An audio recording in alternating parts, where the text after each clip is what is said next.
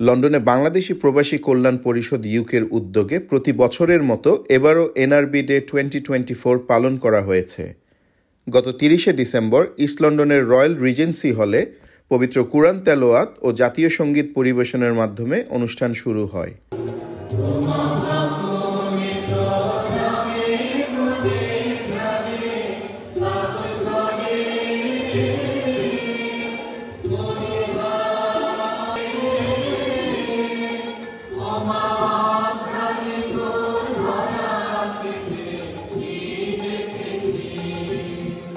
প্রধান অতিথি হিসেবে উপস্থিত ছিলেন ব্রিটিশ পার্লামেন্ট মেম্বার রূপা হক।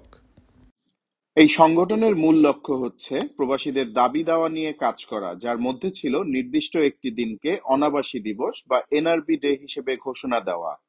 দীর্ঘদিনের দাবির পরে প্রতি বছর 30শে ডিসেম্বর এনআরবি ডে পালিত হয়।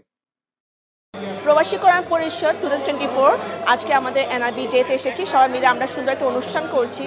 আর এই এনআরবি ডেতে আমরা সব প্রবাসীরা একটা জায়গায় এসে আমাদের প্রবাসীদের দাবি দাওয়া নিয়ে আমরা সবসময় কথা বলি। আর সবাই মিলে আমাদের একটা সুন্দর একটা গেট টুগেদার হয়। আমরা সবাই মিলে এসে একসাথে একই ছাদের নিচে একসাথে মিলিত হই, অনেকের সাথে অনেক দিনও দেখা হয়। খুব ভালো লাগে আমাদের এই এনআরবি ডে, এই সুন্দর একটা প্রোগ্রামে সবাইকে আমি আমন্ত্রণ জানাচ্ছি এবং ধন্যবাদ। বাংলাদেশ প্রবাসী কল্যাণ পরিষদ ইউকের নেতৃবৃন্দরা প্রবাসীদের বিভিন্ন ধরনের সমস্যা উপস্থাপন করেন এবং সমস্যা সমাধানের জন্য সরকারের প্রতি আহ্বান জানান। এই অনুষ্ঠানে বিভিন্ন প্রান্তের মেয়র, কাউন্সিলর ও কমিউনিটির বিভিন্ন সামাজিক সংগঠনের নেতৃবৃন্দ অংশগ্রহণ করেন।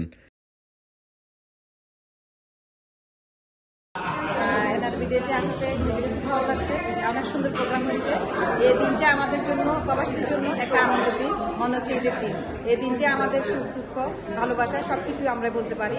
আমাদের যে প্রোগ্রামটি হচ্ছে আমাদের এনআরবি ডেতে আমাদের জন্য, শুধু প্রবাসীর জন্য একটা দিন করা হয়েছে। এই জন্য ধন্যবাদ সরকারকে। এবং এই দিনে আমাদের যে কথাগুলো, আমাদের দাবি দুপুরবেলা বলতে পারি, সেই জন্য সুন্দরভাবে এই দিনটা আমরা পালন করতেছি এবং ইনশাআল্লাহ ভবিষ্যতেও পালন করব।